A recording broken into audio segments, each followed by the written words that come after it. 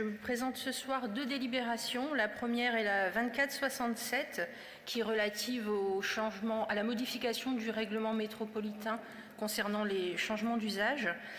Aujourd'hui, en pleine crise du logement, le développement des meublés de tourisme est tel qu'il participe à la tension sur l'offre de logement.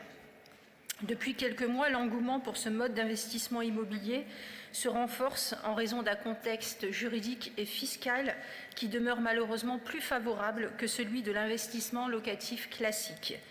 Nous espérons que les travaux actuels menés par les parlementaires de gauche pour faire cesser cet avantage fiscal aboutiront.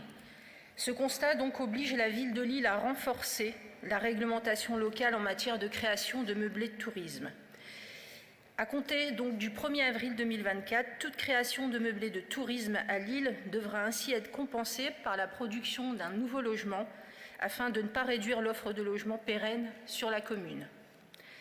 La deuxième délibération que je souhaitais présenter ce soir est la 2465.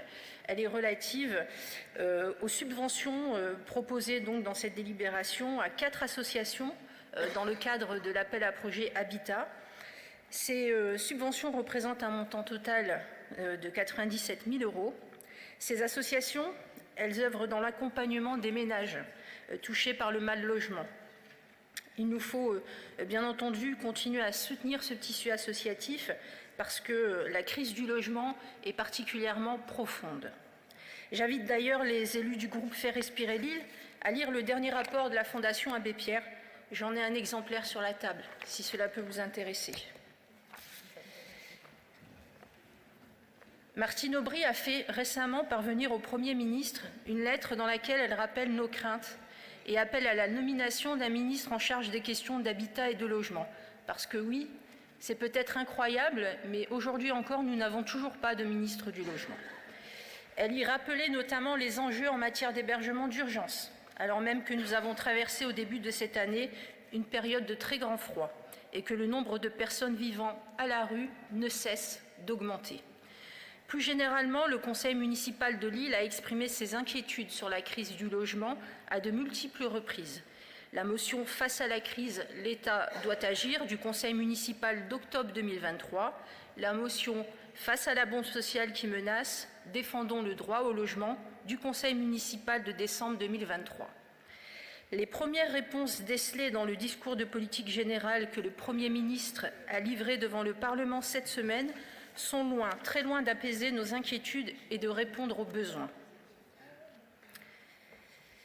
Loin des engagements du président de la République au début de son premier mandat, il n'a présenté aucune mesure concrète à destination des publics les plus durement touchés par le mal-logement. Personnes sans domicile fixe sortant d'hébergement, mais aussi les travailleurs précaires, et alors même que leur proportion dans la population française ne cesse d'augmenter. La Fondation Abbé Pierre, je le disais dans son rapport annuel présenté hier, annonce le nombre de 330 000 personnes sans domicile fixe. 4,2 millions de personnes souffrent de mal-logement, un record tristement historique. À rebours des enjeux nationaux, les déclarations du Premier ministre laissent augurer d'une nouvelle libéralisation de la politique gouvernementale en matière de logement social. Plutôt que de conforter la loi SRU comme l'outil pour organiser la mixité et soutenir la production de logements sociaux et très sociaux, le Premier ministre y porte un mauvais coup en annonçant que les logements locatifs intermédiaires seraient inclus dans le calcul de la production de logements sociaux. Pour rappel, le niveau de loyer maximal d'un logement locatif intermédiaire peut flirter avec les niveaux de loyer de référence majorés de l'encadrement des loyers du parc locatif privé à Lille, alors même que le plafond de ressources pour accéder à un logement locatif intermédiaire est plus de 3 fois supérieur à celui du logement très social. Parce qu'elle diluera les obligations en matière de production de logement social, cette mesure ne porte absolument aucune amélioration pour les 2 600 000 ménages en attente d'un logement social, dont seulement 2 à 3% seraient éligibles au logement locatif intermédiaire compte tenu de leurs ressources. Concernant les résultats de la loi SRU à l'échelle de la France, je tiens à rappeler que 646 communes, soit 63% d'entre elles, n'ont pas atteint leur objectif quantitatif triennal 2020-2022. Et même à Lille, malgré notre politique très volontariste en la matière, que personne ne conteste, sauf celles et ceux qui tentent de la freiner, nous stagnons à 26,7%. L'heure n'est donc pas à vider de sa substance la loi SRU. L'enjeu est de garantir son application intégrale. J'ajoute qu'ici à Lille, nous sommes bien entendu favorables à l'action abordable, au logement locatif intermédiaire. Ces logements viennent compléter l'offre sociale afin de créer cette mixité sociale. Par contre, ils ne se substituent jamais aux logements sociaux. Par ailleurs, plus généralement, les annonces du Premier ministre ne sont pas non plus à la hauteur de la crise de la production immobilière. La promesse du choc de l'offre en 2017 faite par Emmanuel Macron a eu comme concrétisation la suppression du Pinel et du prêt à taux zéro, la baisse des APL, l'introduction de la réduction de loyer de solidarité qui a eu pour conséquence, je l'ai rappelé ici à plusieurs reprises en conseil municipal, qui a eu pour conséquence de ponctionner les comptes des bailleurs sociaux à hauteur d'1,3 milliard d'euros de manque à gagner chaque année. L'annonce de l'accélération des procédures sur 20 territoires aujourd'hui non identifiés, dans le but de construire 30 000 logements. Vous entendez bien, 30 000 logements en 3 ans, nous apparaît bien entendu insuffisante au regard des besoins actuels estimés entre 400 000 et 500 000 logements par an. Le compte n'y est pas. Il réintroduit, le Premier ministre, l'annonce d'une enveloppe de 2 milliards d'euros, déjà annoncée il y a quelque temps, pour le foncier servant à la production de logements sociaux, qui serait distribué sous forme de prêts par la Banque des Territoires, sans jamais évoquer une seule fois une réflexion autour de la régulation du marché du foncier. Enfin, le discours du Premier ministre a été celui des errements et des volte-face, avec une seule constante. En matière de logement aussi, il oppose justice sociale et transition écologique. Une nouvelle réforme du DPE, telle qu'annoncée, s'apparente à un rétropédalage, un nouveau, du gouvernement sur les objectifs de la loi climat et résilience, alors même que nous nous inquiétions en 2021 déjà de ses conséquences sur la disponibilité des logements en zone tendue.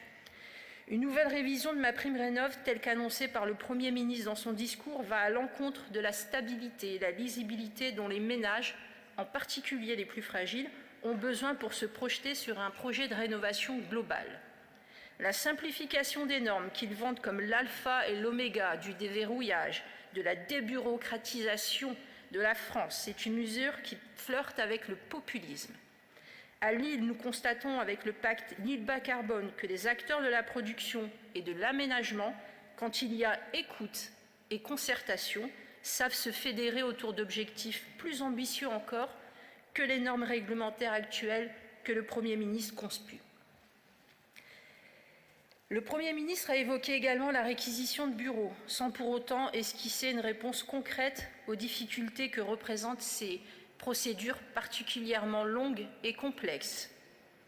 Face à l'enjeu social, nous devons tenir le cap en matière de production et de rénovation de logements.